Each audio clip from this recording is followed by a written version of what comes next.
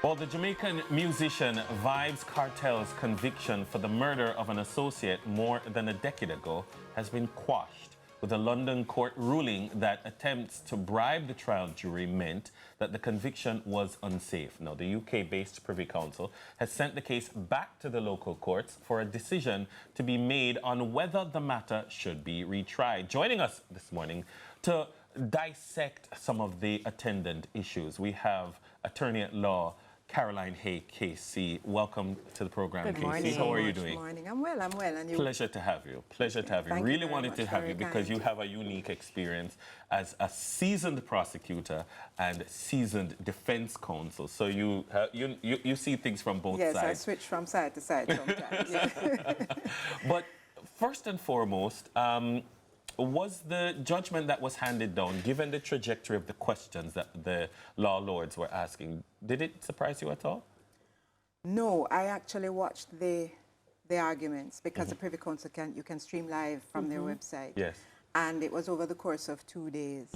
And based on the questions that they were asking the prosecution side, which was responding to the appeal, I suspected that the way they decided was going to be very much driven by that issue as to how could you be sure that the jury didn't overcompensate when they heard that there was an attempt to bribe, and each one of them apparently had been approached because they didn't receive a specific direction to separate that from the persons in the dock.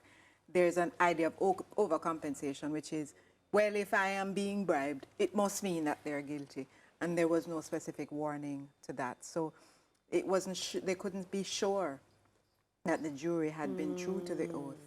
And as a result of that, they couldn't confirm that the conviction was safe.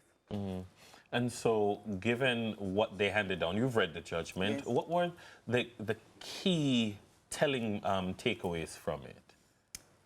For Jamaica, Yeah. this is the point that I have selected to discuss. When you read the judgment, you see references to practice directions or guidance given to judges in how to deal with different situations. Jamaica is not bad at passing laws. We're pretty consistent with passing laws, and we have a large body of law. But we're signally deficient, in my view, in passing the substructure, the procedural law that will help the laws to work.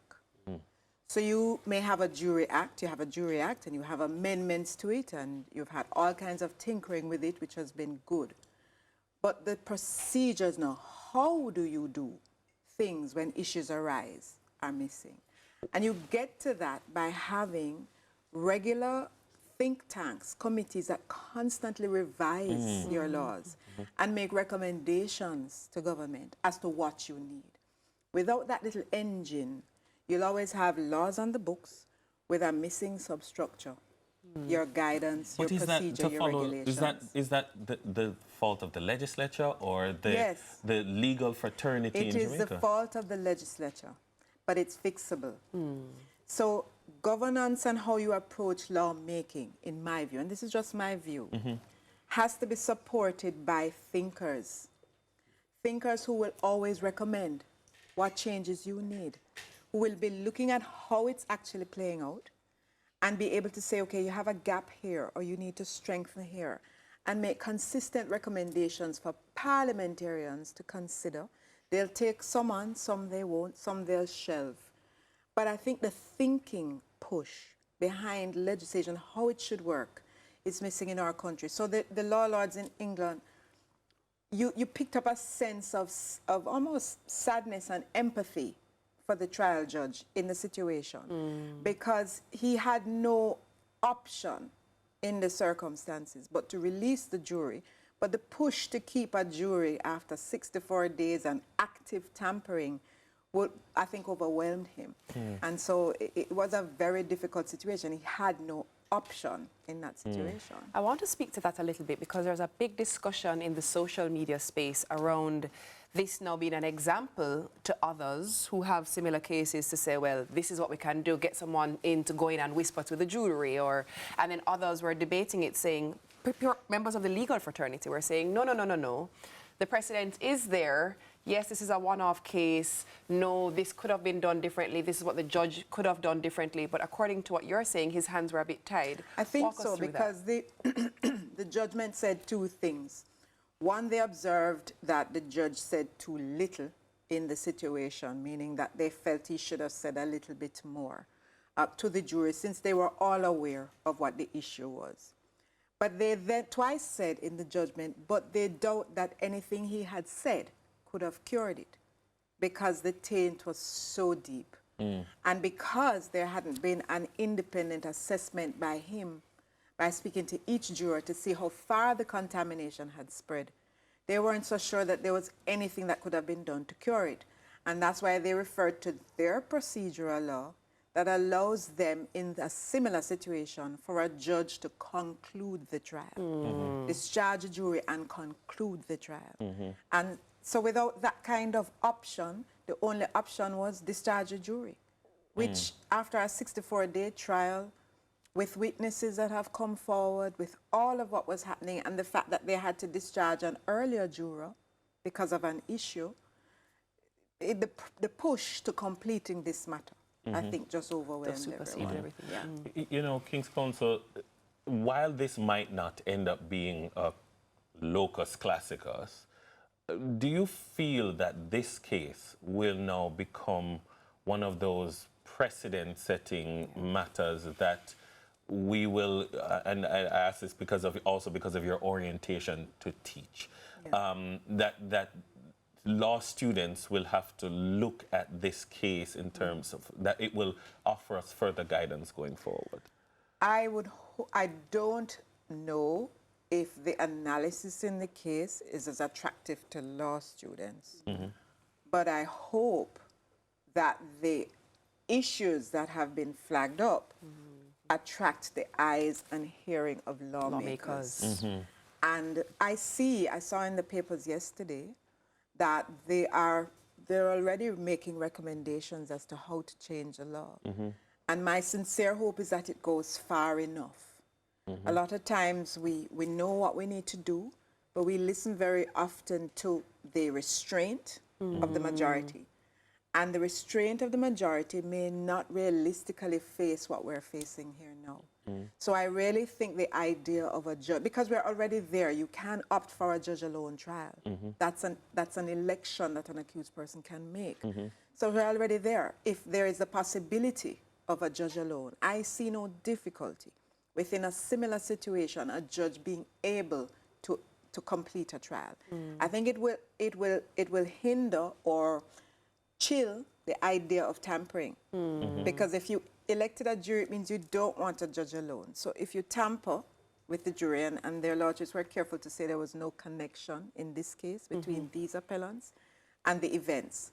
But as a principle, if you know that the judge can end your trial for you, you have to think twice about what you're going to do to interfere with the jury. Definitely.